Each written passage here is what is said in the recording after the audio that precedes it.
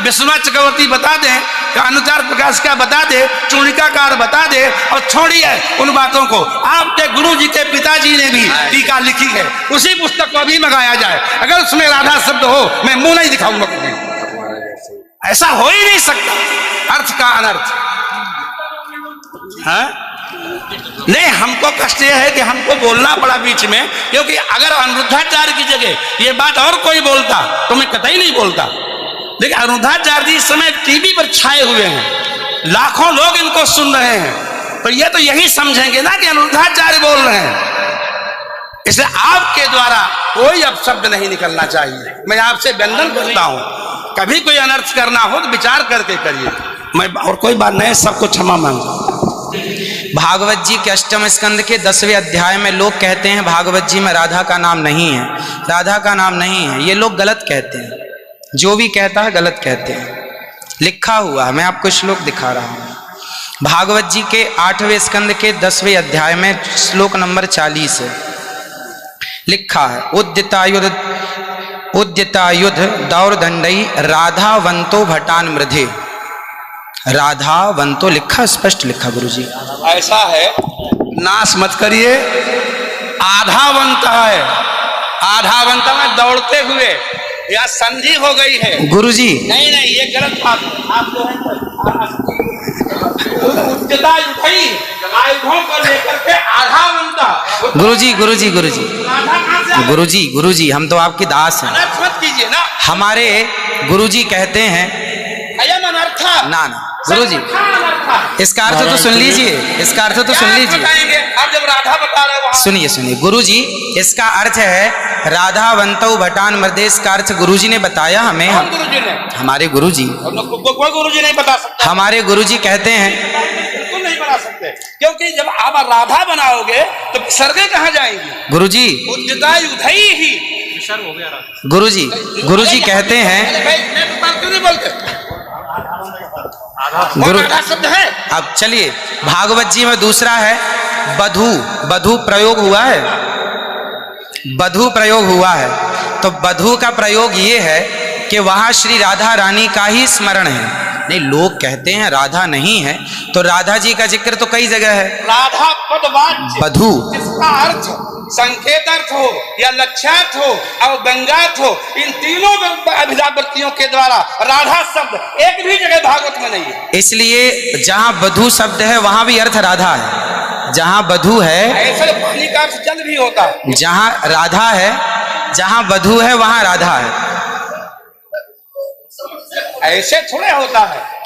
जहां आप जैसे लोग देखिए, आप विश्व हमारे गुरुजी ने बताया, ये हमारी क्या ताकत की हम बताएं? शब्द ही अर्थानाम अभिव्यक्ति त्रिभिन्न भवति। महाराज इनकी बात सारा विश्व सुनता है। महाराज श्री हमारी बात 20 आदमी सुनते हैं। महाराज जी सारा विश्व। त्रिपाठी जी, महाराज आचार्य जी, आपके चरणारविंद में मेरा निवेदन है कि अरे आप हटिए सामने से। आचार्य जी आप हटिए भैया। अरे नहीं, लेकिन ऐसा श्रीधर, आप विश्व को सुनाते हैं इसलिए कह रहा हूँ। श्रीधर जी नहीं तो गलत सुना रहे। इन्हें हटाओ। कोई गुरु नहीं बता सकता यार। चलो गुरुजन का हम चलते हैं, अगर गिरिराज जी बता दें। आचार्य जी, श्री गुरुजी ने कहा है कि यहाँ जो राक्षस हैं वो राधा रानी का स्मरण करके, जो राक्षस हैं राधा रानी का स्मरण करके और युद्ध करने चले। जो राक्षस हैं भटान मृधे जो है, गुरुजी ने बताया कि जो राक्षस लोग हैं वो किसका स्मरण करके युद्ध करने चले? श्री राधा रानी का। ब्रह्म वैवर्त पुराण के अनुसार राधा ही मूल आधार है। यहाँ तक कि राम में भी राधा छिपा हुआ। आप राम का अर्थ समझिए, राम मतलब राधा, माँ मतलब माधव, दोनों का एक अक्ष है, तो राम हो गए। ये बातें स्वीकार है, लेकिन और जैसे बधू, जैसे आपने कहा कि राधा जी भगवान श्री कृष्ण ने अपने कहा आओ मेरे कंधे पर बैठ जाओ, तो किसको, कौन है वहां पर? राधा जी हैं। राधा जी हैं तो हैं, लेकिन वहां बधू है।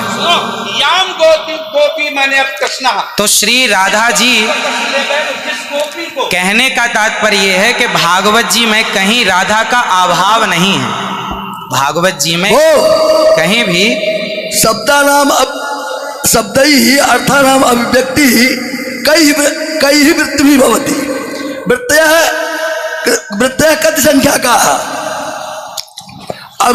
अविदावृत्त्या लक्षणावृत्त्या व्यंजनावृत्त्या शब्दानाम अर्थस्य अभिव्यक्तिर्भवति।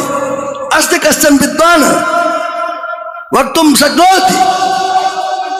महाराज जी, आप दोनों के पावन चरणारविंद में मैं हाथ जोड़ करके निवेदन करता हूँ, मेरी बात सुन लीजिए। नहीं, आप तो गुरुजन हैं, गुरुजन हैं, आप ही तो सिखाएंगे। मैं कह रहा हूँ अर्थ का अनर्थ क्यों सभा में करते हैं लोग।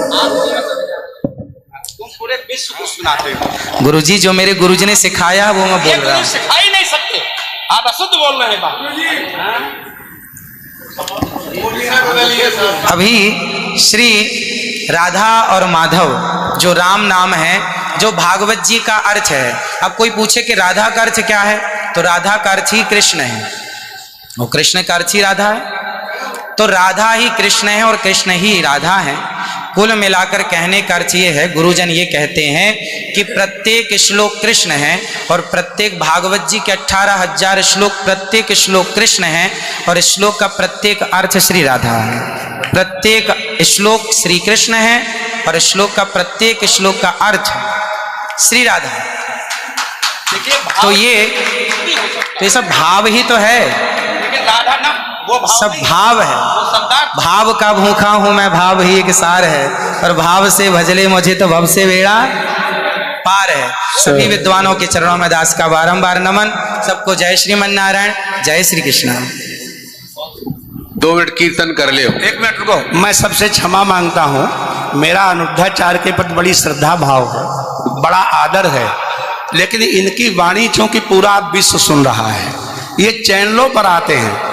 भाव जगत में हम कुछ भी कहें, लेकिन जब हम ये कहते हैं ये शब्द में लिखा है, तो वहां पर शब्द और अर्थ का संयोग, क्योंकि गिरा अर्थ जल शब्द बोध्यो व्यनक्ति अर्था शब्दोप्यर्थांतराश्रय एकत्व व्यंजकत्वे तद अन्य से सहकारिता।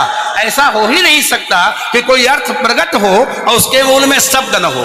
वहां संधि है, मेरे आयुधों से युक्त होकर मेरे गदा तलवार तीर लेकर के वो राक्षस आधा बनता दौड़े मारने के लिए। शुद्ध यही अर्थ है। किसी अभिधा से, किसी लक्षणा से, लक्षणा तब होती है जब मुख्यार्थ का बाद हो। मुख्यार्थ का बाद हो ही नहीं सकता। सीधा स्वामी बता दें, विश्वनाथ चक्रवर्ती बता दें, अनुचार प्रकाश का बता दे, चूड़िकाकार बता दे, और छोड़िए उन बातों को। आपके गुरु जी के पिताजी ने भी टीका लिखी है, उसी पुस्तक को अभी मंगाया जाए। अगर उसमें राधा शब्द हो, मैं मुंह नहीं दिखाऊंगा कभी। ऐसा हो ही नहीं सकता अर्थ का अनर्थ।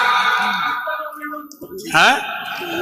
नहीं, हमको कष्ट यह है कि हमको बोलना पड़ा बीच में, क्योंकि अगर अनिरुद्धाचार्य की जगह ये बात और कोई बोलता तो मैं कतई नहीं बोलता। लेकिन अनिरुद्धाचार्य जी इस समय टीवी पर छाए हुए हैं, लाखों लोग इनको सुन रहे हैं, तो ये तो यही समझेंगे ना कि अनिरुद्धाचार्य बोल रहे हैं। इसलिए आपके द्वारा कोई अपशब्द नहीं निकलना चाहिए। मैं आपसे वंदन करता हूं, कभी कोई अनर्थ करना हो तो विचार करके करिए। मैं और कोई बात नहीं, सबको क्षमा मांगता हूं। श्रीधर स्वामी बता दें।